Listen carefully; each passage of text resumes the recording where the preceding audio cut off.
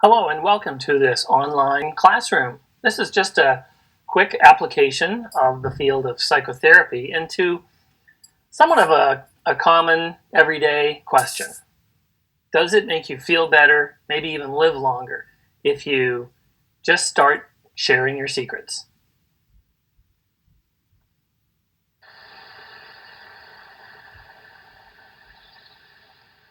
It lies at the basis of psychotherapy. And for considerable reason, it's been widely accepted today, though not so much in Freud's day, that when people are upset, they feel better after they've had a chance to talk about it. Talk about it, they say. You'll feel better. And so therapists widely believe that the act of revealing personal information has important consequences. We refer to this opportunity to reveal personal information about yourself or someone else as self-disclosure.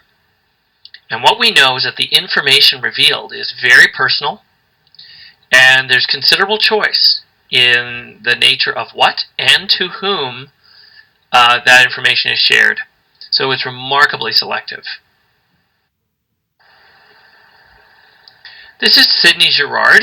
He was a psychologist, feel-good guy, no socks as you can tell, from the 1960s, and he published a book called The Transparent Self.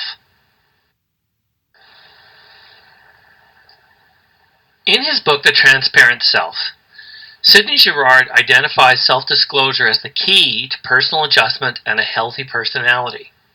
In other words, the one who reveals that personal information and does not keep things bottled up inside, tries to expose the skeletons in the closet, will be happier, healthier, and psychologically strong. So we need to make ourselves transparent, not hide behind defense mechanisms and keeping feelings bottled up. So if we spend less time hiding due to embarrassment, loss of love or respect, or conditions of worth, then we have more energy to devote to joy and love and happiness. So when there's nothing to hide, there's no anxiety. That's the reason why revealing personal information is so uplifting, because you've taken the energy away from locking up a closet full of secrets,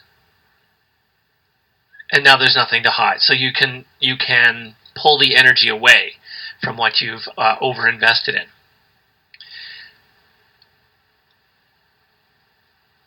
But now let's consider the nature of the stranger on the bus phenomenon. The stranger on the bus. And this will help us to understand the rules of disclosure.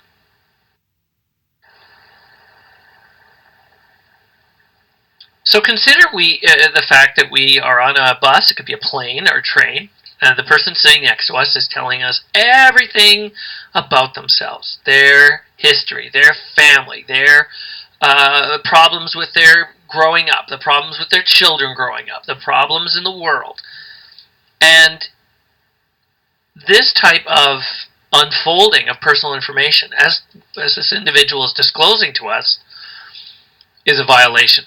And it's a violation of the first rule, and that is reciprocity. We get the word reciprocal, reciprocate, back and forth. I'll reveal my personal secret if you reveal yours. So I'll show you mine if you show me yours. And here, Girard calls this the dyadic effect.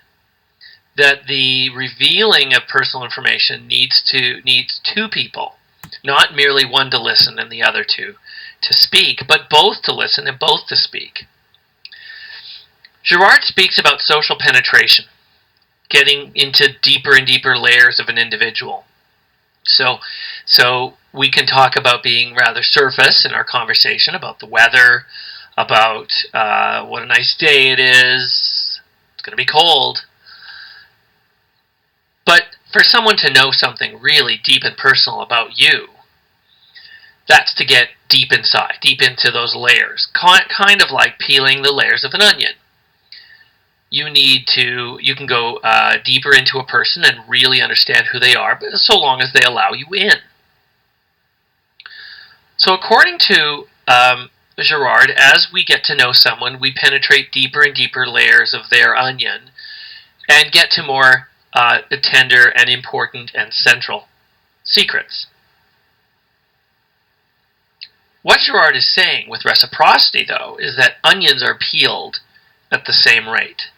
One onion doesn't stay big and the other gets penetrated into deeper and deeper layers. So they should peel at the same rate. To evaluate this, Davis conducts a study in '76 on the dyadic effect, looking at the nature of disclosure reciprocity. If you're a subject in this study, you are in a waiting room with someone of the same sex, and it's a real other subject. This is not a confederate. So you're brought into a room, and you're each given a list of topics that we're going to have you discuss, and they vary from low intimacy to high intimacy topics. Low intimacy as in what is the, discuss the weather, and high intimacy, for instance, about your sexual inadequacies. We flip a coin designating one person A and then one person B. And we're going to go back and forth in our topics. A followed by B, and then A followed by B, and vice versa, and on, until each of you has picked 12 topics from the list. So, of the list of 72 topics, A picks from the 72, then B picks from the 71, and then A picks from the 70, and B picks from the 69, and on until everybody's picked 12 topics. So here's the results, and we have in this graph some information of intimacy, the intimacy of the topics. Remember, they were high or low, and then the trials or time on the bottom. First of all, people are penetrating the onions. The intimacy is not flat. So the intimacy is growing. As trials go on, the line is rising. So the topics are becoming more intimate as time goes on. We also see that both lines are rising. So as A goes up, B goes up. And they go up at roughly the same rate. And you also see that B never overtakes A. One member takes the lead and the other keeps up. So the onions are being penetrated at the same rate. But we're not talking about a leapfrogging, where B overtakes A, and then A overtakes B. It's simply that B keeps up with A. Much like a child is pulling a duck on wheels, the duck never gets ahead of the child. But it always keeps up. Now, of course, there are exceptions to the reciprocity rule. In the course of therapy, we don't have the therapist revealing personal information. It's always the client. So we can see it in the therapy session, but we can also see it among friends. Derlaga and Chaikin out of the University of Toronto evaluated the rule of reciprocity among friends and strangers. If you were a subject in this study, you were an undergrad who received a message, either high or low in intimacy, from either a friend or a stranger. And then we ask you to write a message back. We code your message for intimacy to see if we can predict what message you'll return on the basis of what you received and from whom. So we have the returned intimacy on the side, and we have the intimacy of the message you received, low or high, from either a friend in blue or a stranger in red. Looking at the stranger, we have a match. So a low message is returned with a low message. And a high message is returned with a high message. But notice what happens with a friend. We cannot predict. It's a flat line. So we have if it's low, it could be high, it could be low. If it's high, it could be high, it could be low. So there's no way to predict what someone will do when it's a friend. In this case, we're more or less matching the needs of our friend according to the situation. So if a friend comes to you and says, I'm really upset, I've just gone through a breakup and I need someone to talk to, this is not your opportunity to share your breakup, to share your intimate details. It's for you to listen. So now we come to the question of why. Why do we reciprocate? There's two competing theories. Attraction theory says that it borrows back to the notion of our selectivity of the information and the hearing, who hears our words. So we will pick those people to hear our disclosure among those people we like. So we like those who disclose to us, and we disclose to those we like. So if you come to a friend and say, I've got to tell you something really intimate about myself, they'll like you more, and vice versa. So it's a two-edged sword. We like those who disclose to us, and we disclose to those we like. That's one theory. The second theory tends to have more support to it, and this is the norm of reciprocity. That is, we disclose the amount we feel is appropriate on the basis of the context. So when we find ourselves in uncertain situations, like in an airplane, which we're not on often, we take the cue from around us as to how we should behave. So if everybody around us, seemingly strangers, are sharing intimate information, then we should too.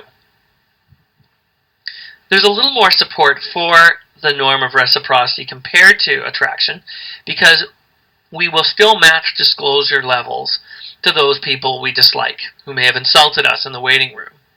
They didn't like our shoes, they didn't like our face, and we still feel compelled to match disclosure. What about sex differences, disclosure among men and women? Girard pointed out that disclosure among males was less socially acceptable than a male who opens up about his sexual dysfunction is met with teasing, ridicule, social reproach. So if you're a subject in the study, you read a profile of a male or female individual who disclosed a little or disclosed a lot. Then we ask you what you think about this person. Rate their relative level of mental adjustment. And so we have the level of adjustment on the side from low to high, and we have the disclosure level of the male or female that we read about, either low or high. Looking at the females, we find adjustment rises as she reveals more. So as she shares more personal information about herself, we see her as better adjusted. But the blue line goes the opposite direction for males. So when he discloses very little, that's the best adjustment he's going to get from us. That's the extent to which we believe he's well adjusted. Keep things bottled up. But as he discloses more, we believe he's less mentally stable. In other words, the message that is sent to males is shut your pie hole. Absorb it. Keep it to yourself, because if you share personal information, we'll see you as psychologically unstable. Quite the opposite for women.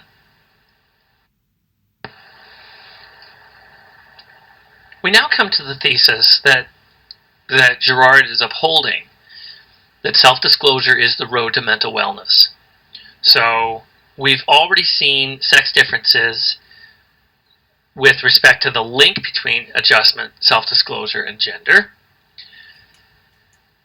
And so we're looking now at another rule of disclosure, which is one of flexibility.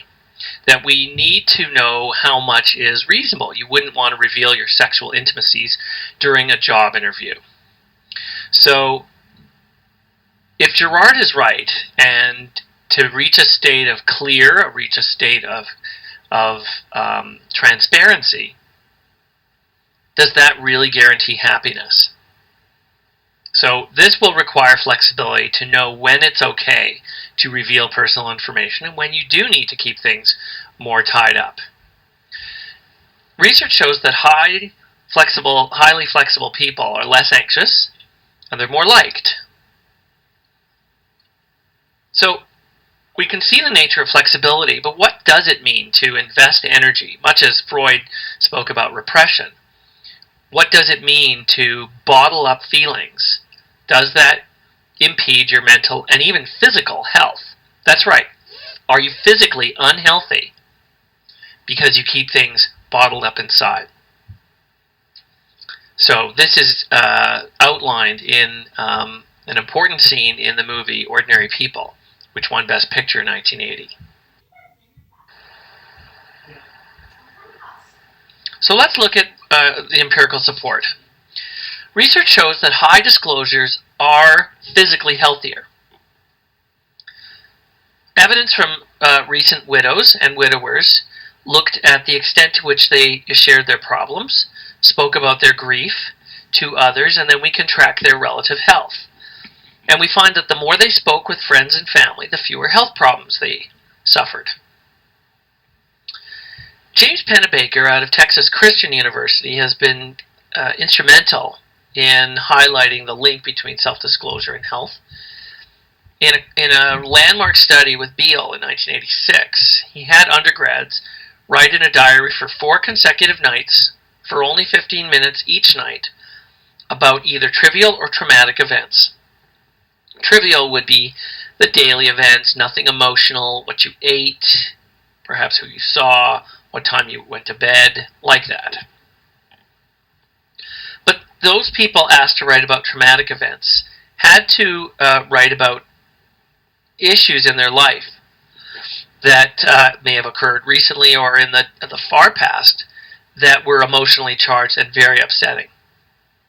And in a review of those traumatic transcripts, those diary entries, they really did what they were told. So one woman spoke about how she'd always harbored a great guilt over the death of her grandmother at her carelessness. She was quite young. Her parents said, "You need to clean up your toys," because Grandma's coming over, and she didn't clean up her toys, and Grandma did come over, and Grandma slipped on the toys and fell down. So Grandma was taken to hospital, and about a month later she died of complications from this fall. She never forgave herself for this. In looking at the immediate state of our disclosures, those who disclosed about traumatic events felt sadder immediately after disclosure.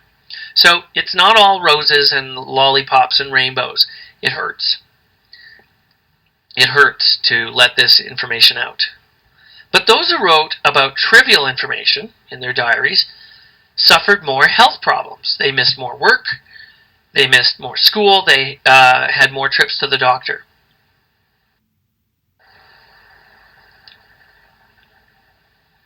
We can extend this research and ask the question about the role specifically of a therapist versus a diary.